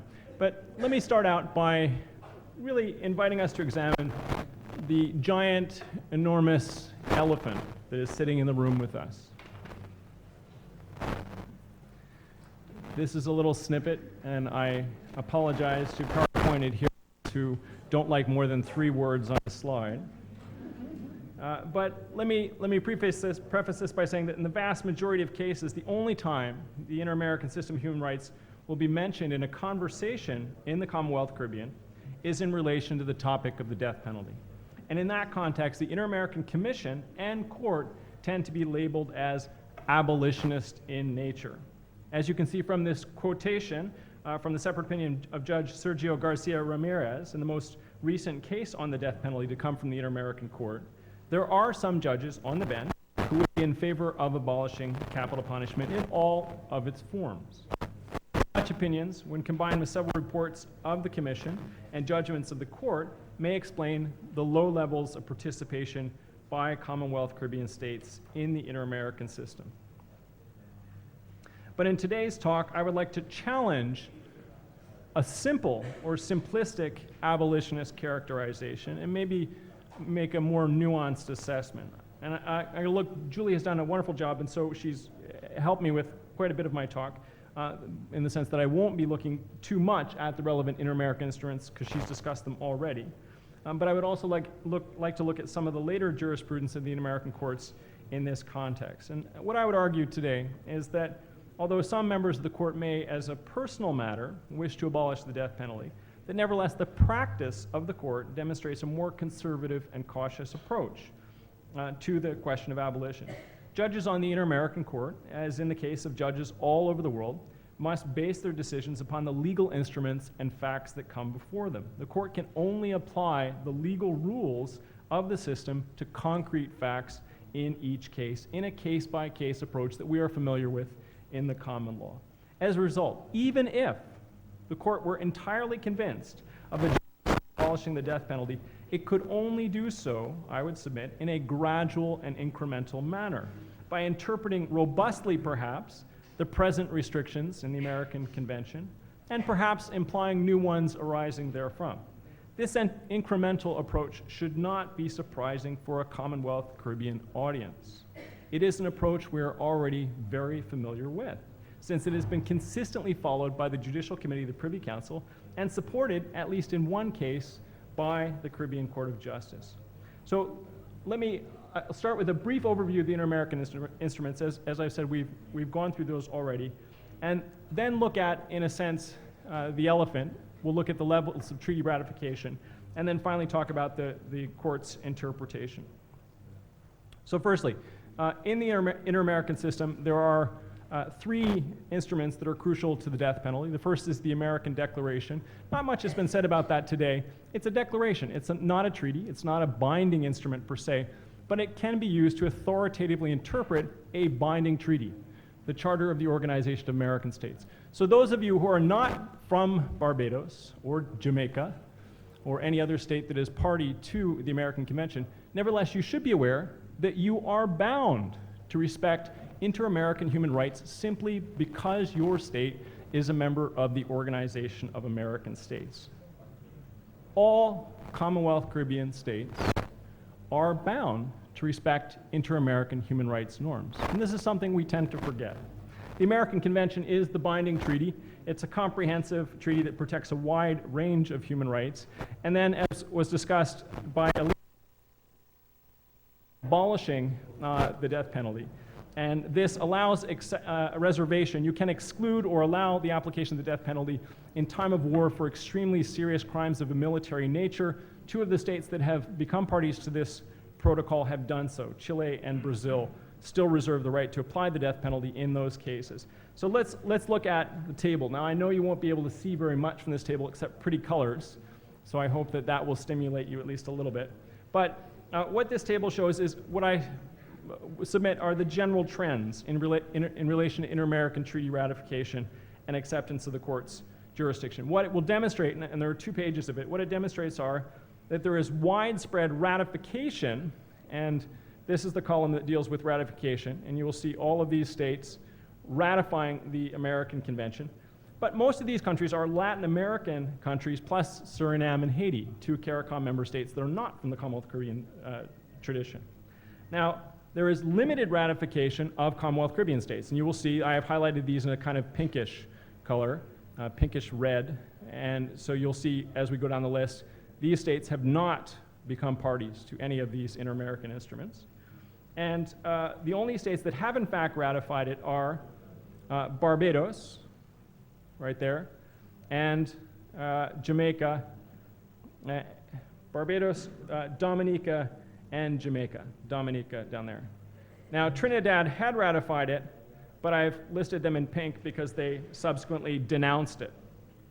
Now, there's even more limited acceptance of the jurisdiction of the Inter-American Court. You'll see that acceptance of the jurisdiction of the court, the only state that has done so from the Commonwealth Caribbean perspective is Barbados. Again, Trinidad had done so, but it denounced the American Convention, withdrew from it, and therefore withdrew from the jurisdiction of the court. However, you will see that there is a limited ratification for the protocol abolishing the death penalty. And that's not just Commonwealth Caribbean states. What's going on? That's just not Commonwealth Caribbean states, but also Latin American states as well. Only 11 out of 34 member states have ratified the protocol. No Commonwealth Caribbean states have ratified the protocol, and 2 of those member states have imposed reservations to it. All right, what can we infer from this table? We can infer that Commonwealth Caribbean states are reluctant to be full parties, full members of the Inter-American system, and the types of reservations may show us why. All of the states, of the states that have ratified the American Convention, all except Jamaica, have appended reservations in relation to the death penalty. So one of the factors underlying non-ratification or limited ratification with a reservation appears to be the concerns about the inter-American system's attitude towards the death penalty. And of course, this is certainly supported by the actions of Trinidad and Tobago, which was a full party to the convention, accepted the jurisdiction of the court, but when it was concerned that the inter-American system would slow down or impair its ability to apply capital punishment, it denounced the entire convention and left it completely, and therefore withdrew from the jurisdiction of the court. Now, was this concern reasonable? Is the inter-American system more of a challenge to the application of the death penalty than other human rights systems like those administered by the Human Rights Council? Certainly not the European Union, or perhaps our own national courts and tribunals. All right, let's look quickly at some of the provisions. Article 1 of the American Declaration guarantees the right to life in a very succinct way. It says, every human being has the right to life, liberty, and the security of person. Well, if you look at this using a textual interpretation, what does that mean? Does that mean that your right to life is untrammeled, absolute? Does it exclude the death penalty? And I won't belabor this point, but I have been through the drafting records, and the drafting records indicate quite clearly that there was a division amongst states, the states that became, supported the American Declaration. Some states felt that capital punishment should be permitted. It was in existence in the laws. Others felt that it should be prohibited. Those in favor of its permission won out in the end. And so no express provision is made in relation to the death penalty in the final text of the Declaration. Therefore, Article 1 itself of the American Declaration cannot be read as textually prohibiting the death penalty. But it has been interpreted by the court and the commission, and it can be read as restricting application of the death penalty. And this is in part because the American Declaration can be interpreted in light of the American Convention and vice versa. So the two instruments have this symbiotic relationship. And so you'll see that there are some restrictions on the death penalty. Crimes must be limited. Crimes of exceptional gravity must provide an accused with strict and rigorous judicial guarantees and prohibit application of the death penalty if that would be arbitrary. But again, Article 1 doesn't prohibit the death penalty. What about the American Convention? I don't have space on a PowerPoint slide to show you all of Article 4. It's a big article. But you can see right away that the right to life is there in Article 4, subsection 1. Every person has the right to have his life respected. The right shall be protected by law and in general from the moment of conception. No one shall be arbitrarily deprived of his life. But then the rest of the articles goes on to say about the death penalty. The death penalty may only be imposed for the most serious crimes, cannot be extended to any new crimes, cannot be reestablished. If you decide to abolish it, you cannot reestablish it. You cannot impose it on political offenses or related common crimes. And you cannot impose it upon persons who at the time of the crime were under 18, which is like the European system, or over 70 years of age. Nor shall it be applied to pregnant women. So if you're going to commit murder, wait until you're 72. In addition, every person condemned to death has the right to apply for amnesty, pardon, or commutation of sentence and shall not be executed while that application is being processed. Don't seek me as counsel if you commit murder. All right. So what about Article 4? Does Article 4 have an abolitionist nature? And the drafting records make clear that, again, there were strong divisions between the member states. And these divisions were about not only the death penalty, but also about abortion. So you saw that the right to life is in general from the moment of conception. So not from the moment of conception, but in general. So that leaves states wiggle room for abortion. And the death penalty itself is expressly mentioned in the article. So the article contemplates states using the death penalty, although very greatly restricts use of the death penalty. And several Latin American states wished to have the death penalty even more heavily restricted or abolished, but as summarized by the court in the quote from the restrictions to the death penalty advisory opinion that I have here on the screen, the proposals did not carry.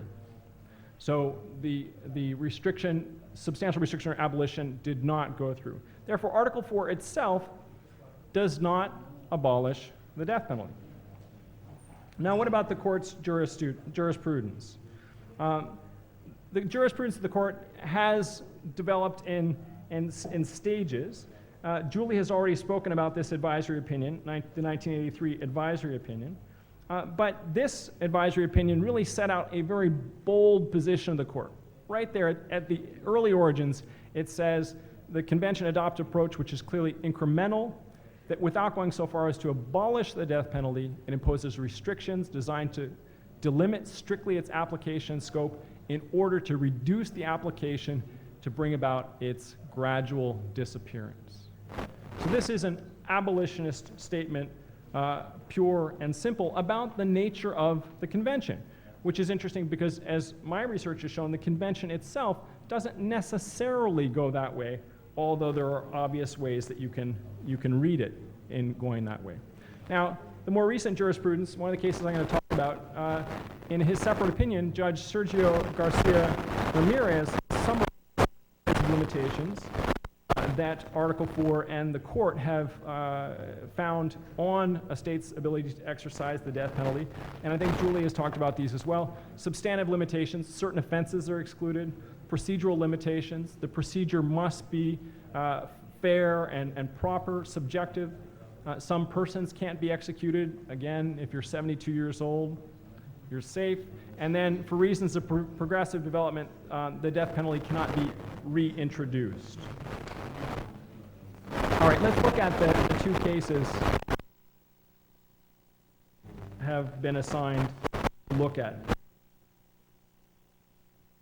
Barbados. One is 2007, the other is 2009. These are the cases of Boyce and Cadogan.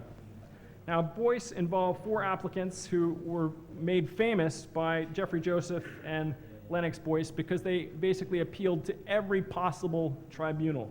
They went before all Barbadian courts and to the Judicial Committee of the Privy Council not once, but twice on a constitutional motion.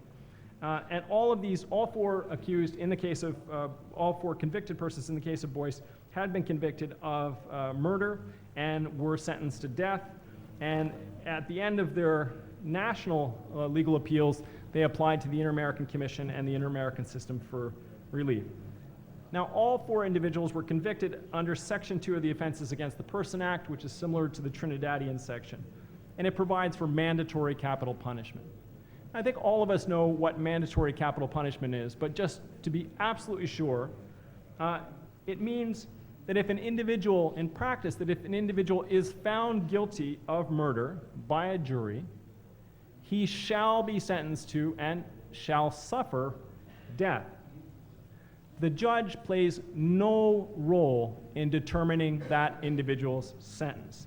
The judge has no discretion in deciding whether there are aggravating and mitigating circumstances, the nature of the crime, etc. Once it is categorized as murder, you must be sentenced to death. Now, the Boyce case followed the Hilaire case, and those of you that have read the Hilaire case would say, why on earth did this case even go before the court at all? The facts were very similar, the constitutional and statutory sections were very similar. Why would a state bring this to the Inter-American Court? Why would it challenge it? The Hilaire case was made after Trinidad went to the court after Trinidad had denounced the American Convention, but before its denunciation was effective. So Trinidad was still subject to the jurisdiction of the court, but had decided no longer to participate. So Trinidad never made any submissions, didn't show up, didn't make any arguments. So the court's decision in Hilaire was the decision on the basis of arguments of the petitioner and the commission, with no state respondent arguments. Well, after hearing the case and hearing extensive arguments by the state of Barbados, the court decided to uphold its Hilaire position. And the court held that Article 4 of the American Convention does not outlaw the imposition of the death penalty, but restricts it in a number of ways. And 2 of those restrictions that are the most important are, 1, that it can only be imposed for the most serious crimes, and this is in Article 4.2, and it cannot be arbitrarily imposed. This is Article 4.1. Now, the court held, as it did in Hilaire, that Barbados' mandatory capital punishment violates both of these restrictions because it is not restricted to the most serious crimes. So therefore, it violates Article 4, subsection 2. How can that be? Isn't murder the most serious crime? The court says that it compels the indiscriminate imposition of the same punishment for conduct that can be vastly different. Now, in some legal systems, not in the Barbadian legal system, euthanasia would be deemed to be murder. It is the intentional killing of another human being. But I think that we could all distinguish between euthanasia of a terminally ill and suffering relative at his request, out of compassion, from the acts of murder committed by a cold-blooded contract killer. So those are very different types of crime, but they all fall under the category of murder, and they are all subject to death. And so the court held that violates Article 4.2. It's also arbitrary, contrary to Article 4, subsection 1, because even though it is imposed in accordance with law, it does not differentiate between individuals.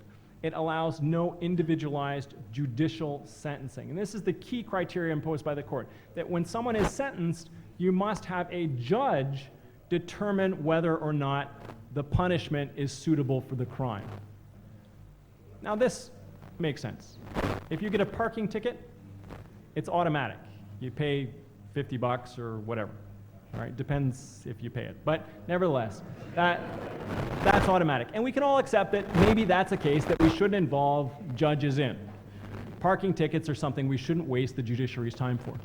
But the right to life is the most fundamental right. It is the supreme right, without which all other rights are rendered meaningless.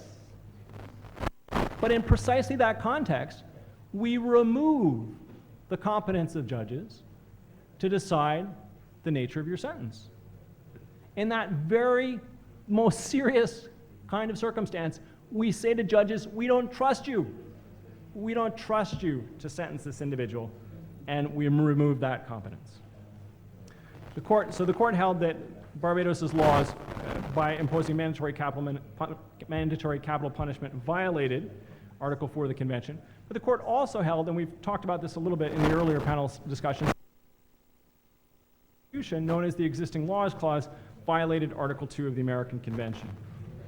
Now, Article 2 of the Convention requires states to, I see the yellow card, requires states to adopt, in accordance with their constitutional processes and provisions of the Convention, such legislative or other measures as may be necessary to give effect to those rights and freedoms. So Article 2 says, once you become a party to the Convention, you must change your laws. And that's not a one-off obligation. You must, under Article 1, ensure that your laws are in conformity with the Convention. So states have an ongoing obligation to make sure that their laws comply with the American Convention. And that is a treaty-based obligation under international law. The court held that Barbados' Existing Laws Clause violates Article 2 because it immunizes from legal challenge domestic laws which violate fundamental rights, and therefore prevents full implementation of American Convention obligations. Now, I would join with Ms. Robinson here. Section 26 of the Constitution, I think most of you know my original background is from a different legal jurisdiction, Canada. We have no such existing laws in Canada. And the idea that you should save colonial laws and make those immune from scrutiny of your own judges, who you have deemed to be competent to analyze and interpret and apply your own constitution, but you make these immune, seems to me to be very strange. Now, the court has ordered Barbados to commute the mandatory death sentence of the only petitioner still subject to the death penalty. That was commuted. Abolish mandatory capital punishment, and effectively repeal the Existing Laws Clause. Now, the court doesn't say, really, in a sense, Barbados must do this. It must say you must achieve this result. But I think if you read it carefully, it means repeal the Existing Laws Clause. Barbados is on the record as stating that it will comply with the judgment in full. Now, let's evaluate Boyce. The judgment is consistent with the court's earlier jurisprudence, and I would submit that it does not go much further than it did in Hilaire. And this is striking, because one of the arguments presented by the petitioners, not by the commission, but the petitioners, was cruel and inhuman, contrary to Article 5 of the American Convention.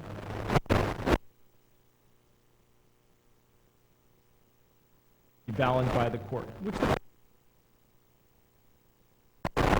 is illegal, and abolish that, then what punishment do we use? Lethal injection?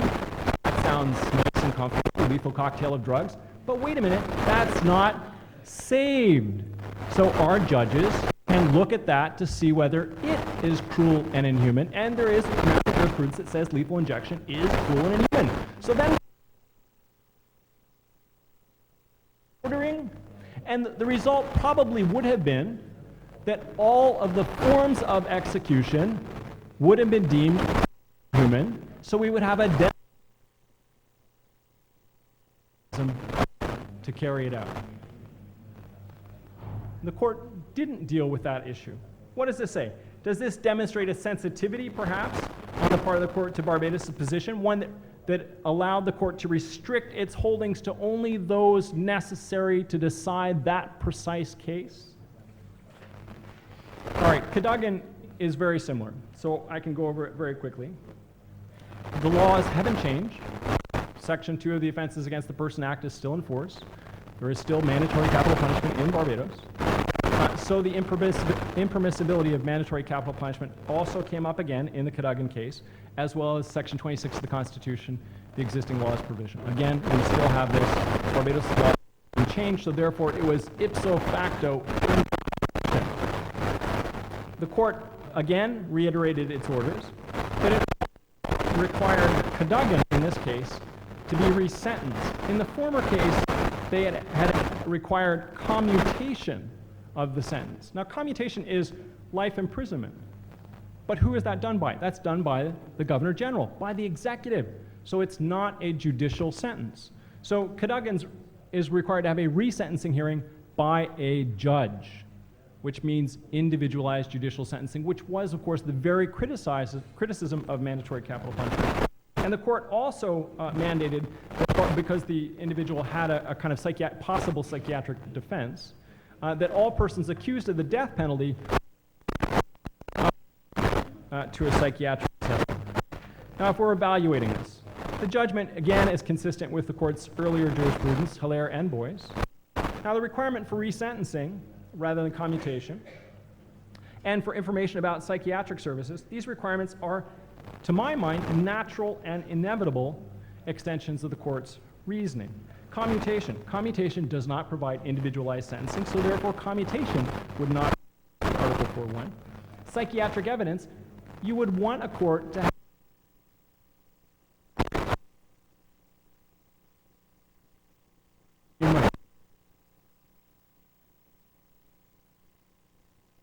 disposal. Therefore, if there is a chance that the person could have some psychiatric impairment, you want to know that, would you not? So I think that this the previous jurisprudence. So whether or not the sensitivity of is necessary for the case, I leave it up to you. What can we conclude? The American Declaration and the American Convention do not abolish application. And we can see in certain subsections of Article 4, subsections 2 and 3, that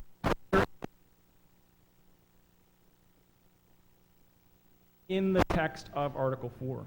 And the court has, as I've shown, expressly called attention to this abolitionist trend or possibility of an abolitionist trend in its advisory opinion. Now, however, in the two contentious cases that I have looked at, the court has limited itself to requiring, in the context of the death penalty, abolition of mandatory form of capital punishment, repeal of Section 26, and then providing resentencing hearings. And I would argue that these cases therefore show a kind of, not absolutely minimalist, but a tendency towards minimalism on the part of the court, one in which it decides only those issues that absolutely require judicial determination. So although some of the members of the court may have an abolitionist tendency as a matter of personal preference, the court as a whole accepts, and in my experience, works with the constraints of the rules, procedures, and rights of the Inter-American system. So let me gaze at the crystal ball. I suspect that the Inter-American Court, like the Judicial Committee of the Privy Council and the Caribbean Court of Justice, will impose gradual and incremental restrictions on the application of the death penalty. I also predict that the Inter-American Court will eventually abolish it entirely. Now, I haven't looked in your minds yet, so the crystal ball is not completely accurate. But I do predict that it will abolish it entirely. In this sense, I would argue that the court is best described as gradually and incrementally abolitionist. And that's really a different thing, isn't it, than being abolitionist, full stop. It is entirely possible that the in some cases may not be first to abolish the death penalty. Rather, it may take second place to either the Judicial Committee of the Privy Council or the CCJ, since the general trend in international law, constitutional law, and human rights law is towards abolition of the death penalty. And I think Alina has made that case. As a result, my submission today is that it would be more helpful for us to appreciate the value of the Inter-American system outside of the context of the death penalty. I submit that we should instead carefully reflect and deliberate upon the advantages of signing up to the full and robust set of human rights protected by the Convention. So what are the pros and cons of that? Do we want these kinds of protections? Do we want that exhaustive and comprehensive list? And then secondly, thinking about accepting the court's jurisdiction and thereby guaranteeing an additional level of human rights protection, one that can be complementary to our national human rights protection and that may bring new eyes to a human rights problem. Thank you.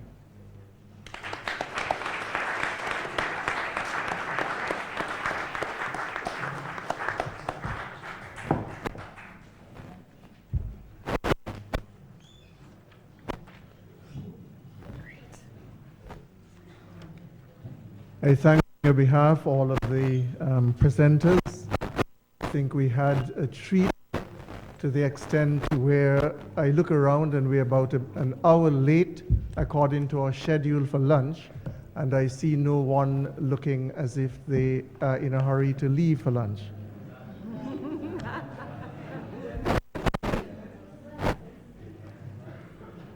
I think I'm correct. We have 5 minutes to 2 o'clock. Do we have any questions?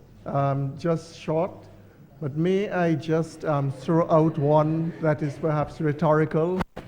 And basically it is that I was intrigued with Ms. Robinson's treatment, particularly in relation to the way in which she looked at the effect of savings law clauses and the concept of social vulnerability, I think, which will assist in putting that aspect, that area of discussion into very good perspective. But I'll just ask one question for now, and then I go to the other questions.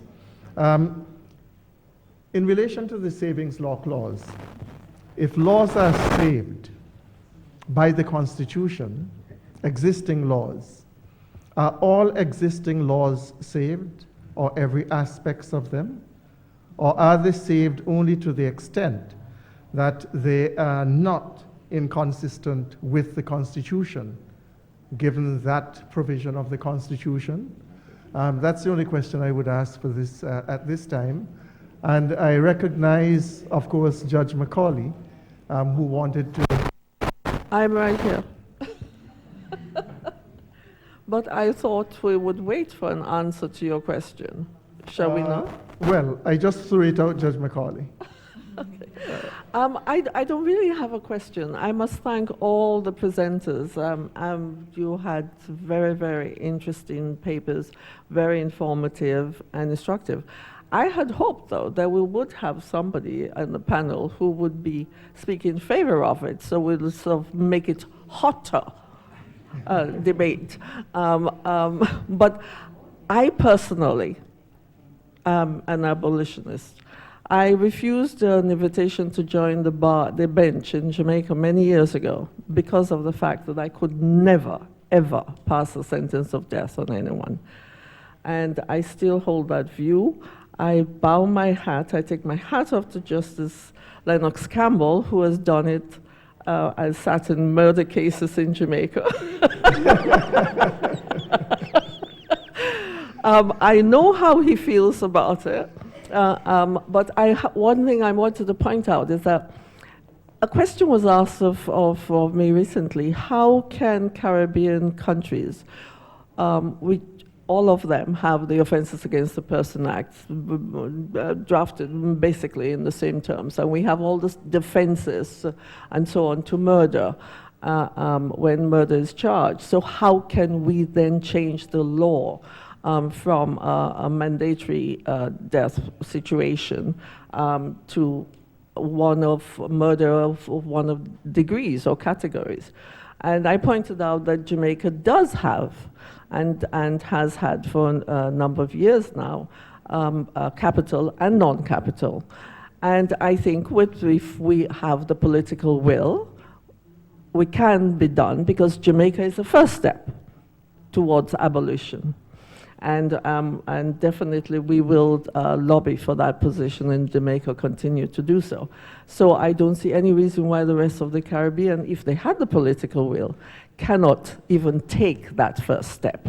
And I do urge all of you here from your various territories to try and do so. Thank you. Please. Yes. Who's someone? Who is there? It's Justice Kentish from the Barbados High Court. And I had a very interesting discussion with Justice Macaulay on the question of how exactly, when we place the responsibility of the sentencing on the judge, it's now no longer a mandatory sentence. It becomes the responsibility of a sole judge to make the determination as to whether A or B shall lose his life or be life in prison. I have serious problems, and I think many of my colleagues do have serious difficulties with that, because we do live in a very small society. And in Barbados, so far, we have been fortunate as judges, I think, not to be identified easily. But on the last session I took in July, in which I did a murder case, a development really concerned me. And this was that at the end of the jury, after the chap had been convicted, I usually talk to the jury, and it was late the afternoon, and one juror said she had to be excused.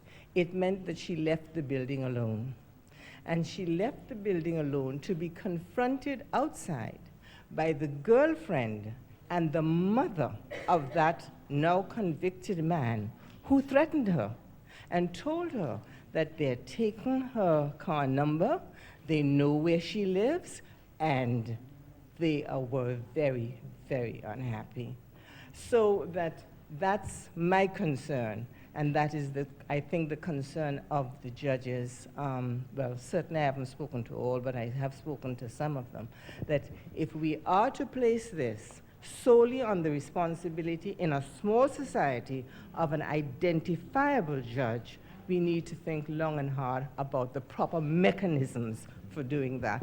And I have enjoyed all the presentations, and unfortunately duty calls, and I must now leave. Thank you. We have, I think, we have Mr. Christopher, we have Judge Campbell, we have Judge Perez. Oh, yes. All right, that's good. Judge Campbell, yes. Since you have it, please. In answer to Judge Macaulay, let me say first of all, in joining the learned Chief Justice, that as a member of the very first graduating class of this university, it was also a tremendous amount of nostalgia for me to come back to this campus. I must share your comments in respect of the late Professor Carnegie. And I remind myself of one particular lecture that he had in relation to frustration contract. He walked onto the podium. There was a piano, rather old, in one corner of the pedestal. He proceeded over to it and announced that he was in the mood to deliver the lecture on the piano. You know, at which time one of my friends who was sitting beside me said, "Well, just as well. I mean, my chances of understanding it will not be improved." You know. Yes, it is. I'm really very happy to be back. To just to make an indication as to the comment of Judge Macaulay. In fact, I think it was in my very first year at this university, I was told that the common law judges don't really make law. I don't know if I still adhere to that view. But nonetheless, I say that in order to say that I have no compunction, no fear, and I don't see it as something to deter me in my activities on the bench. You know, the judge follows the Constitution. in some regards, through way of interpretation and construction, etc. And the fear that was recited by my colleague here, one would expect that it would be more pronounced in my country. In fact, in my years on the bench, I've not had any similar sort of interaction. I've not heard that from my colleagues either.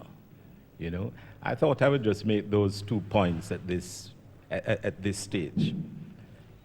Yes, thanks very much, Judge Campbell. And if I may indicate that once we volunteer to go onto the bench, we volunteer for all that comes with it. I very often don't have my driver around, simply because, number one, it draws attention. And number two, my very deep-held view that if my number comes up, it comes up. And nothing that we can do would prevent it from coming up if someone really wants to do anything. We simply go forward, we do what we have to do, and ask God to give us protection. And if He decides that's not the time for protection, then we go peacefully.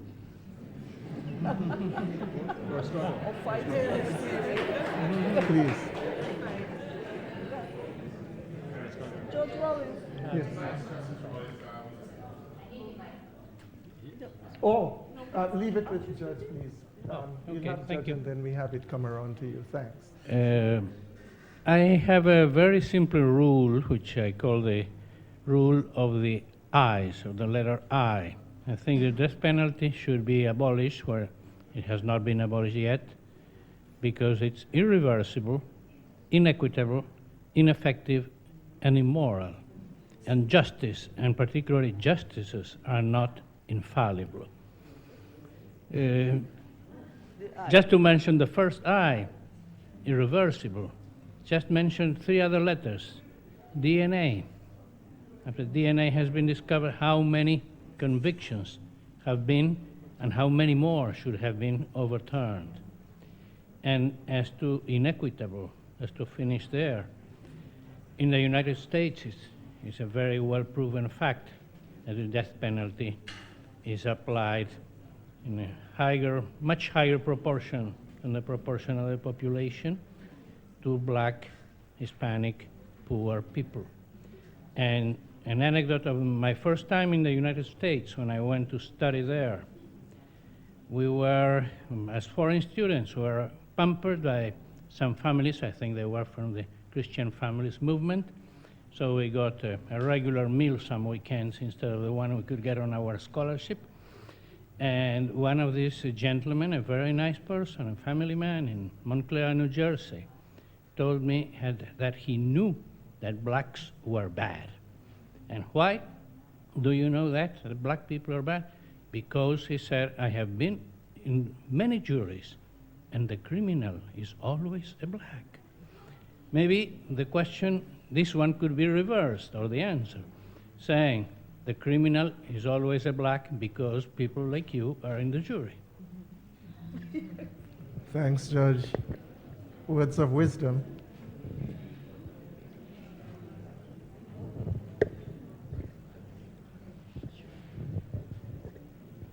Thanks, Judge. Every time I hear a discussion about Boyce and Joseph, it makes me wonder if I was a bad lawyer, because I was one of the lawyers at first instance in the initial murder trial.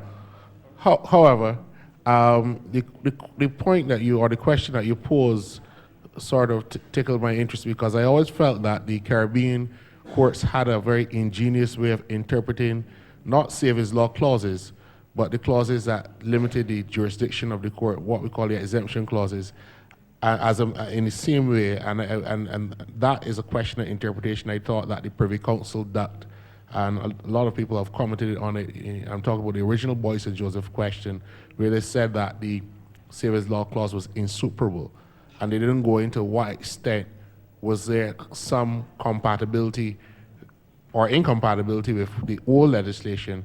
And and then there's even the more troublesome case in the Bahamian case, where they had abolished flogging, and because of an upsurge in crime, they reestablished flogging, although they had abolished it.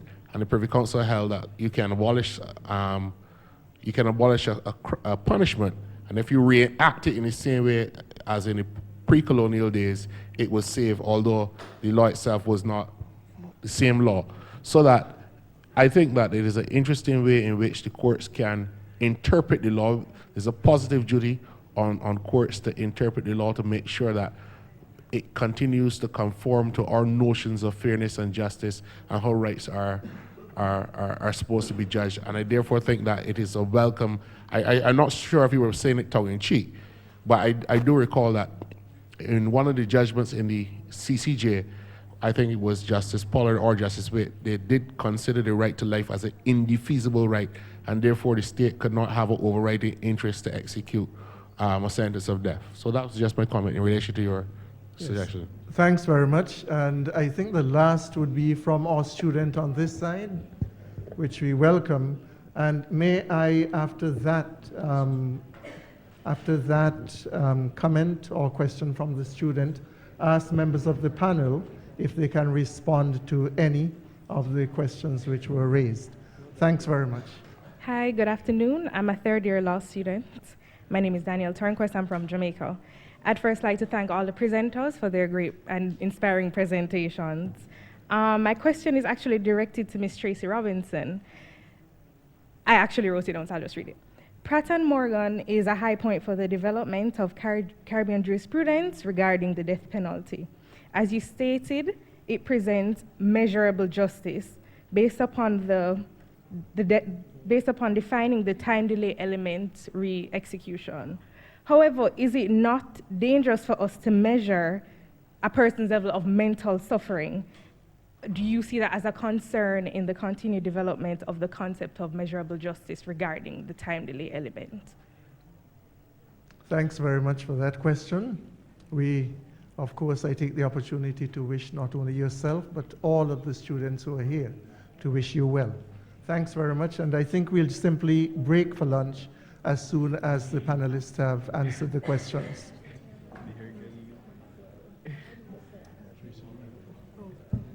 So just a quick response. I don't know if I'd be adequate to the question which you have, but on the savings law clauses, I think that the time is ripe, and I imagine it will be before the CCJ in a case from either Guyana or Barbados. Some of us are hoping from Guyana.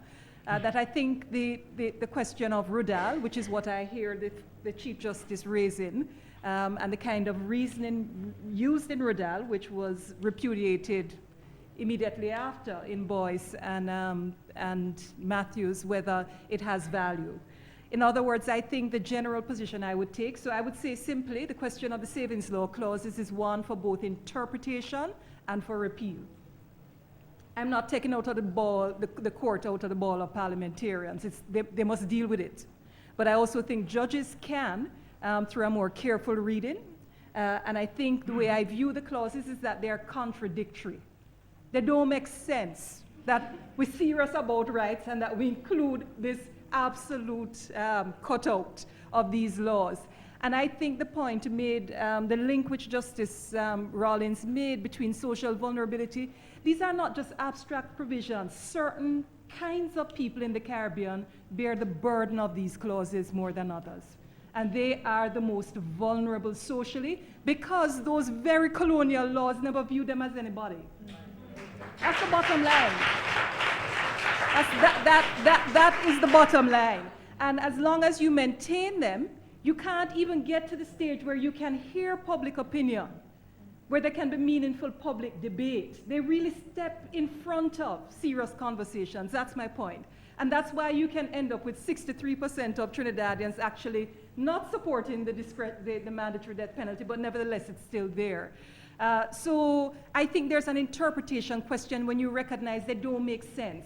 And we do have interpretation strategies for interpreting things which don't make sense in the context of the whole. And I imagine the CCJ is going to think seriously about them when the case comes, which it must. The other question about measuring suffering, to the extent that I am interested in how social vulnerability is deeply connected to how you respond to protection of rights, yes, I think we must be in the business of recognizing the cost of the way we administer justice and the cost of how others treat people who are vulnerable in determining what the appropriate response is. David?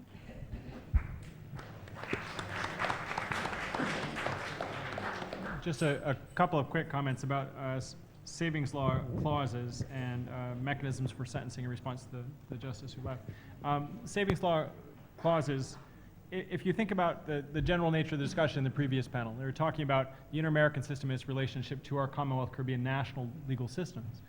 And savings law clauses, ironically, have the effect of preventing our own legal systems from dealing with problems that we have.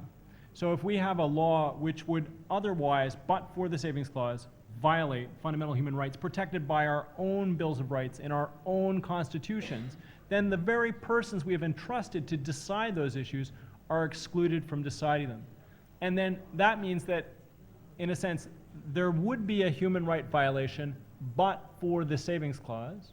And the Boyce case is a classic one. The Judicial Committee of the Privy Council made no secret of the fact that were it to look at that case without Section 26 saving it, it would have decided it completely in a different manner. All right? So by immunizing these laws, we allow, and I think it would be highly legalistic and formalistic to say that we don't allow human rights violations to continue just because the savings law clause prohibits us from looking at them as such. They are. So we allow human rights violations to continue to exist and subsist and not be checked by our judiciary. And of course, that will then bring us into non-compliance with any international legal mechanisms that are concerned with human rights. Because there is a human rights violation, we can't fix it without the relevant parliamentary majorities. And therefore, an Inter-American court or European court or whatever will have to look at those human rights violations. So if the savings law clause is removed, then that would mean that our own national judicial institutions could address and fix those problems. And it won't go to the Inter-American Court because we, in our own sovereign competence, will have addressed and dealt with the problem.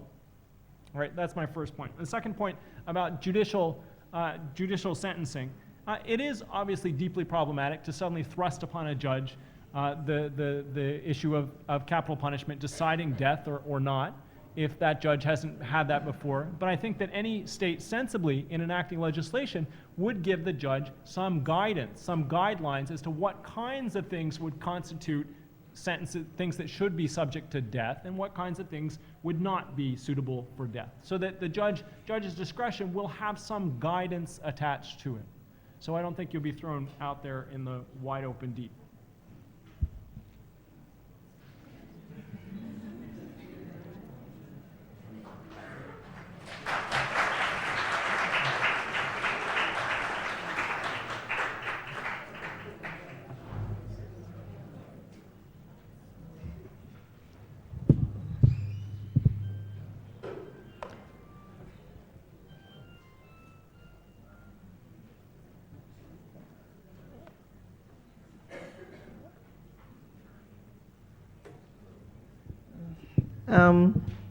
I'm just waiting for some information before I make an announcement.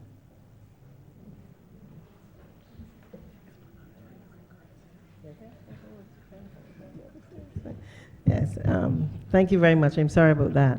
Now, the judges and panelists and a few other persons will be going to the CARICOM Park for lunch. There's transportation outside. Those who have cars will drive, but the judges and some others will go by special coach. And for others, you may use some of the facilities on campus. There's a restaurant. There's a restaurant at the Mount, and there are some other places which most of your students know we're there. And we will resume at about 3:15 sharp, because some of the members of the round table, which is supposed to start at 3, will be here for 3. So we should try to get back no later than 3:15. Thank you very much.